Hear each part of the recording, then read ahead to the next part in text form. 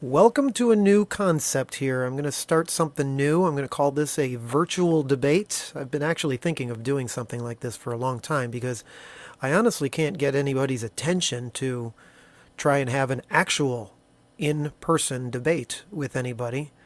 I'm either too small potatoes for anybody to pay attention to me, or people just don't respond out of I don't know. They just can't defend their position, I suppose. So I had a somebody commenting on my channel, and they left this link to this teacher trying to defend their views of dispensationalism. And so I watched the video, and I said, I should make a refuting video out of this. Then he left another comment and left the link to the same video a second time. I said, okay, that does it. Now I got to do this. So I went through the video. It's only 6 minutes and 18 seconds long there, and I made up my little notes here of where I'm gonna refute him. So let's get to it. Dispensationalism is a very important teaching. However, there are people who believe that dispensationalism was a teaching that was recently created by Darby or Schofield or Ruckman. That's what they're going to say. Okay. I don't know why he's putting Ruckman into this, because Ruckman he just died recently, very recently, relatively speaking. He mentioned Darby, which was in the 1800s, the mid-1800s going into the late 1800s. And then he mentioned Schofield, which is the guy that in 1909 published his famous Schofield Reference Bible. And it's my contention that it's that particular Bible that ended up making dispensationalism so popular. Because even today, it's one of the most popular study Bibles ever sold. But back in the day, it was given away free to all the Bible colleges, and that's where the poison really started spreading. Why he's bringing Ruckman into this, I don't really understand. But that's a straw man argument. It has nothing to do with Ruckman. Because by believing dispensationalists, we believe that there are different ages of time, that there are different raptures in the Bible. Okay, wait a minute. Different dispensations of time is an error right there, because the word dispensation does not mean a period of time in English or in Greek. It doesn't matter which one you look at. So he's starting from from a straw man argument right there. I don't have a problem with concepts of different periods of times. Just stop calling them dispensations, because they're not dispensations. Just call them an era. And that's that. And then he said multiple raptures. When I read the Word of God plainly, there's one time when the saints get gathered, the rapture. And then he's going to try and defend that later on of multiple raptures. But he's going to use sources that come after Schofield. So what does that matter? Let's see. Yep. And there were different salvation plans in the Bible. That's what we believe in. Okay, different plans of salvation in the Bible. That should be a red flag to anybody. More than one gospel. Different gospels, different plans of salvation. Because dispensationalism, at least what this guy teaches, he's going to teach that people got saved in different ways during different eras, and then they're going to call an era a dispensation. And that's really not true. More on that later. Now, a lot of churches, what they're going to say is, no, that is a cultic teaching. That's something recent and new made up by somebody. So that's it's either true. Darby or Schofield or Ruckman made all that up. But that is not true, because all these lists of names right here prove that it was not recently created at the 1800s. This entire list, look at this list of names here. Justin Martyr up here at the beginning, and then all the way down to Louis Sperry Chafer, who was, I believe, in the 1800s. And he is making the claim that all of these people together all commonly taught dispensational theology. Now, we're only 48 seconds in. At the end of this 6-minute and 18-second video, you will notice that he doesn't really talk about almost any of these guys. So let's see how tight this argument really is. Before I go on, actually, I'm going to mention that my understanding of one of the very first church fathers was a guy mentioned in the Bible named Clement, C-L-E-M-E-N-T. He was the very first apostolic church father, and he is actually not on this list. I know some of you are looking over here where it says Clement. Turns out that's actually talking about a different guy named Clement, born much later. So up here where it says Justin Martyr, there's a bunch of guys that came before Justin Martyr, and he's not mentioning any of them. He's going to say it started with Justin Martyr. Okay, more on that later. This goes all the way back, people, to the second to third centuries. Okay, the 2nd to 3rd centuries. Don't you think some of the false doctrines of Christianity that the devil's been trying to concoct over the last 2,000 years, don't you think some of them might have started around that time? We're talking about, let's see, he's pointing at Justin Martyr, and Justin Martyr was... Oh, I forgot I was going to use all these tabs. Yeah. See, here's Clement. Clement was born in 35 AD, but there was another Clement of Alexandria later on. Okay. This is the guy that I trust the most because he was closest to the to the apostles. He was the next generation. So I trust what he says, and I've read both of his letters, and they don't teach anything having to do with dispensationalism. Go read them. If you can find dispensationalism in there somewhere, let me know. Okay, so Justin Martyr is who he's pointing to now, and he was born in 100 AD. He died in 165 AD, so his work is going to be in the 150 AD, halfway through that century. And that, of course, is a long time after Jesus ascended, after John already wrote Revelation 100 years before or whatever. We're talking about basically 100 years, 165 AD. That's almost 100 years after the destruction of Jerusalem in 70 AD. There's plenty of time there for false things to start getting taught at that point. So that's not really going to help much here. The 2nd and 3rd centuries doesn't really impress me. But we're going to find out that it really doesn't matter because these claims that he's about to make fall through anyways. All the way from Justin Martyr, all the way downward to these people. Okay, he's not going to start until Ephraim here. So what about all of these guys? Justin Martyr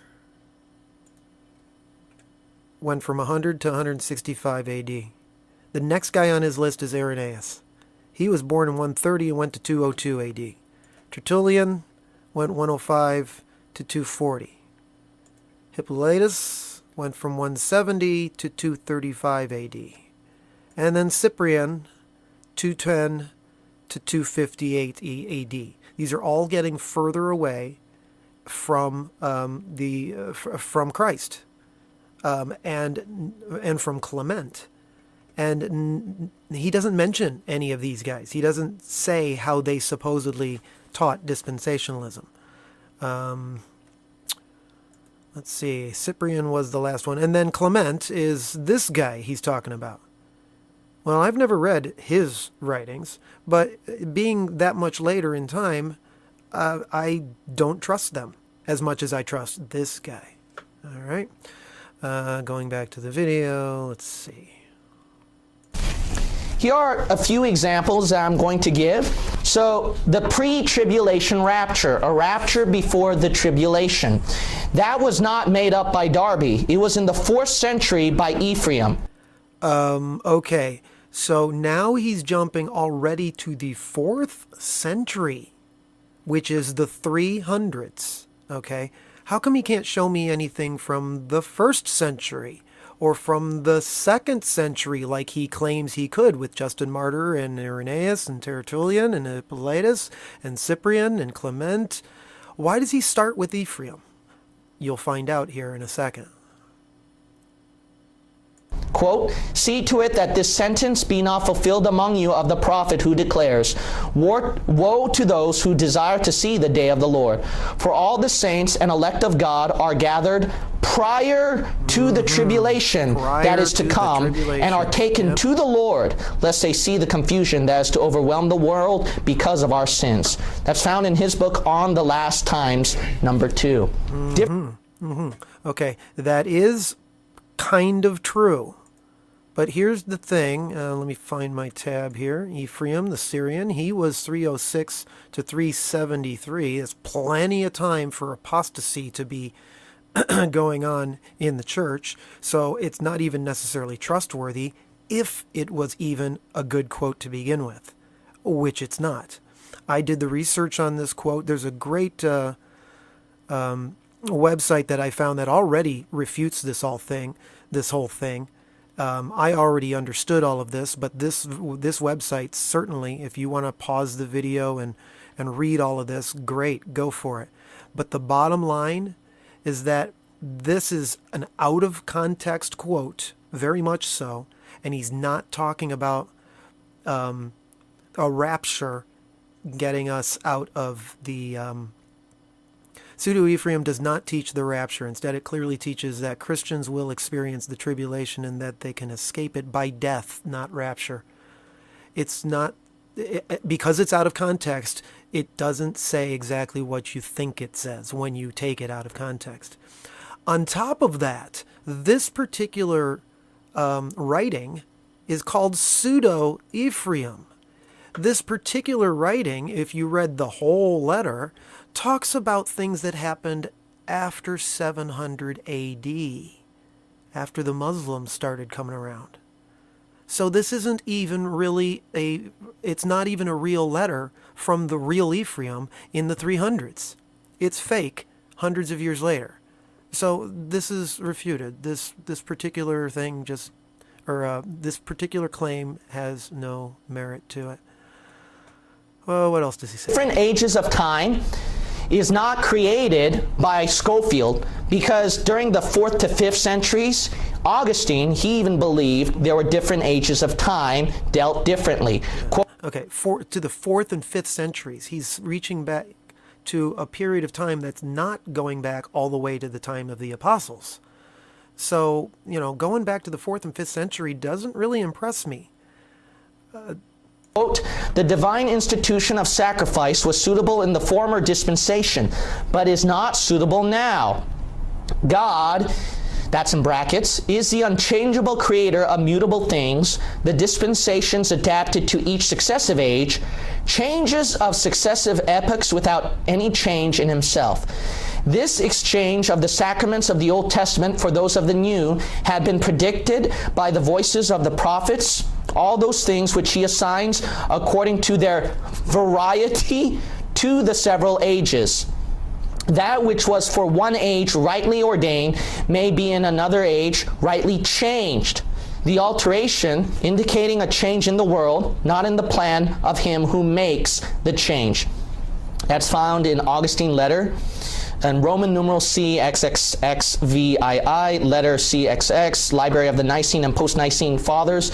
It's by Philip Schaff in his first series, volume 1, 482 to 483. That's the page number. So you'll notice right here that dispensationalism, different ideas of different ages of time, was not created by the Schofield Reference Bible. Okay, but it was the Schofield Reference Bible that really popularized it when it got given away to all the Bible colleges, and today it's obviously one of the biggest selling study Bibles that's ever existed. It was Schofield that popularized it. Now, the problem with this Augustinian quote that he's using here is, one, it's coming from the 4th and 5th century. That makes it questionable right there. But secondly, let's look into this, because this is a translation here by a guy named Reverend Marcus Dodds, a new translation. He did some of the work of translating Augustine's stuff, his writings, into English. And then down here, it even says translated by Reverend J.G. Cunningham. So this guy did the actual translation, I guess, and Marcus Dodds edited it. Okay. Let's look into Marcus Dodds. He was born in the 1800s, and he died in the same year that Scofield's Reference Bible came out. What a coincidence. He also is Scottish, and that happens to be the same area of the world that Darby came from, and Irving, who came before him. So it's all the same time frame, and it's coming from the same place in the world. Isn't that interesting? Reverend J.G. Cunningham, 1872, was one of his writings. And I'm pretty sure Cunningham is some sort of a UK sort of name, England or wherever. So it's all contemporary, and it's all geographically coming from the same place too. He mentioned Philip Schaff in the video, and he also did translation work, and he was born in the 1800s and died in the 1800s. What a coincidence. He also did most of his work in the United States, which our contention is that Darby started in the UK and then brought it to the United States. Well, okay, what's my point of all of this? They already had their definition of the word dispensation corrupted at this point. So when they made the translation of Augustinian's quote, they were using the word dispensation incorrectly. If you want to use the word era instead, great, go for it. But don't call it a dispensation. That's the whole point of this refutation. I don't care how you quote Augustine on this. It just doesn't matter. The translation of his quote is the problem.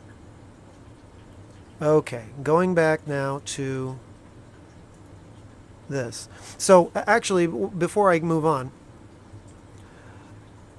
no matter how Augustine said it, he was talking about eras, not using the word dispensations.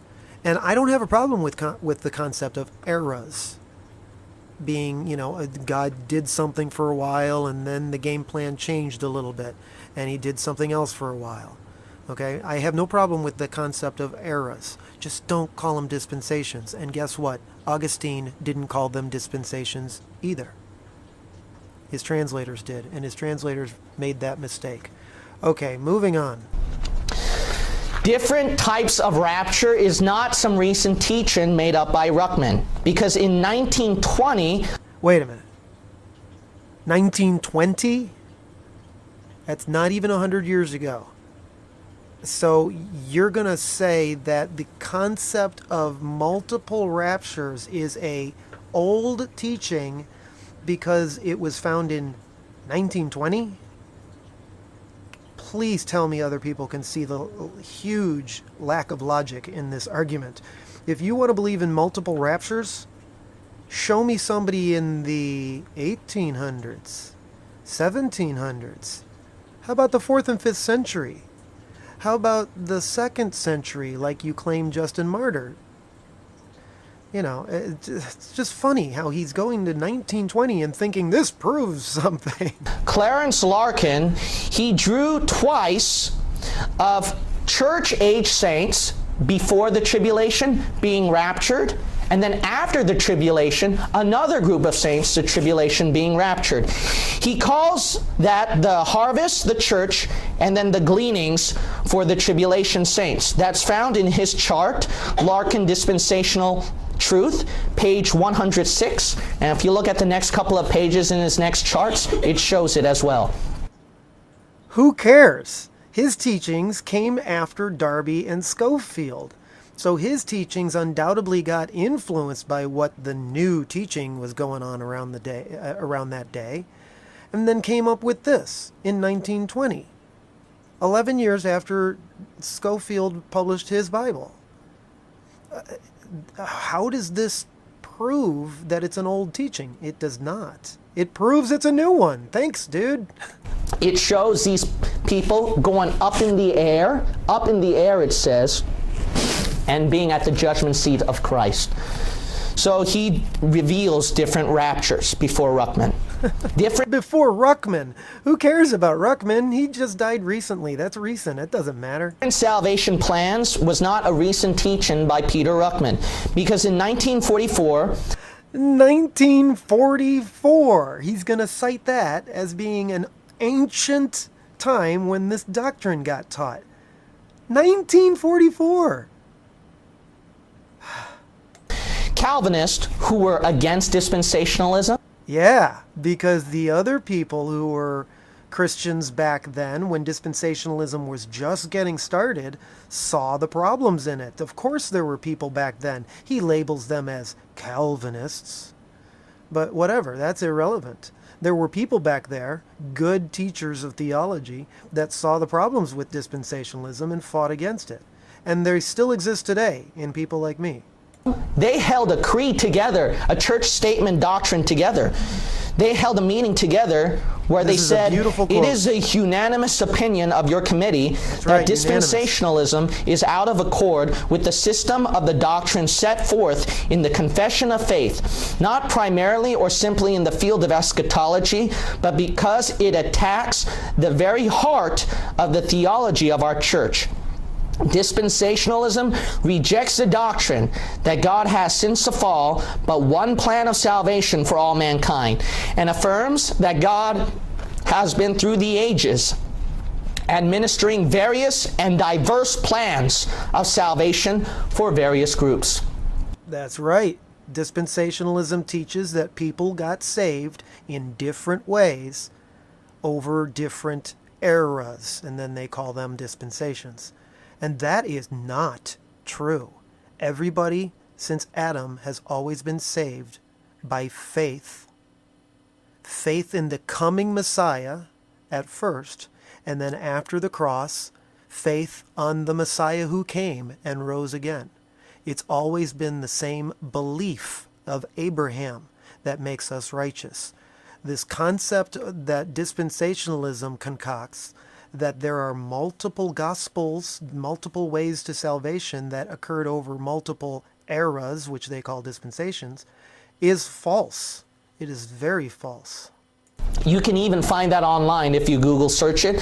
Type down Report of the Southern Presbyterian Church, May 1944. You can look that up. So you'll notice right here that dispensationalism is not a recent cultic teaching by Darby or Scofield or Ruckman. It has been taught ever since long ago, right over here. Okay, we're almost at the end now of this video, and did he say anything about Justin Martyr or Irenaeus or Tertullian or any of these guys? Now, granted, it's a short presentation he's making, but all he's done is write a whole bunch of names on the board and claim they all support dispensationalism. But all he quoted was Ephraim, which was a fake quote, and then Augustine, which was a bad translation into English to get the word dispensation in there. He didn't mention any of these guys.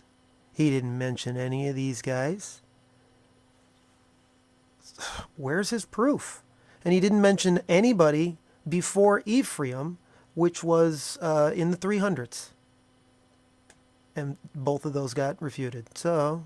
And not only that, it's not some new trend, it's a very popular teaching, dispensationalism. Finis Dake, his Dake Annotated Reference Bible that a lot of Christian bookstores sell, he shows dispensationalism and different raptures. Another popular book is the Scofield Reference Bible. That's been popular among a lot of Christian bookstores as well. He taught a lot about dispensationalism in his Scofield Reference Bible. So this because he started it. He's actually quoting, or he's citing Scofield to refute that it started with Schofield. And then he points out about how he taught so much about dispensationalism. The blindness just astounds me. It really doesn't make any sense to me. And this guy is a doctor. He looks like he's half my age, and he's got a doctorate degree, which all it means is that he went to school, and in that school memorized a whole bunch of the devil's lies. And he's able to regurgitate them very well. But it doesn't mean that what he was taught to get his doctorate degree is correct. It's not correct. This teaching is not some small, weird little cultic trend. It was when the Schofield Bible first came out. It's something that's been carried down from early history, and it's also a popular teaching too. It certainly wasn't the common teaching, and today's popularity is an ad populum argument. Just because a lot of people believe something doesn't mean it's true. So that's a logical fallacy argument right there. The reason why it's not emphasized as much is because a lot of churches see they want to tolerate different doctrines. That's right. Wait a minute. What? The reason why it's not emphasized as much is because a lot of churches see they want to tolerate different doctrines. That's right. I still don't get what he's saying. I mean, I heard his sentence. I conjugated the verbs and the nouns, but what on earth is he talking about? I want to hear it one more time. From early history, and it's also a popular teaching too. Okay, yeah. The reason why it's not emphasized as much is because a lot of churches see they want to tolerate different doctrines. That's right. He even gets his little cheerleader in the background, pep talking him up here. What kind of argument is that? It doesn't even make any sense. So that's why a lot of people have not heard about it as much. Everybody's heard of dispensationalism today. The doctrines, whether they know the actual name of it, dispensationalism, or not, it doesn't matter. Everyone's heard of the pre-trib rapture. I mean, who's in the Christian, who knows Christianity. So it's very, very popular today. The non-English countries of the world don't teach it, but they're catching up to what the United States has been spreading of this dispensational false theology. But nobody had heard of any of this stuff until the 1800s. That's why it's not very heard of. But this is a core essential in teaching. If you want to make a difference of right and wrong doctrine, not tolerate what's wrong, then this is a core teaching. It's now he ends it up with an emotional appeal, just asserting that it's got to be true, and because it teaches right doctrine and rejects wrong doctrine. Well, I just showed you that none of his proof was actually credible evidence. This argument is bankrupt.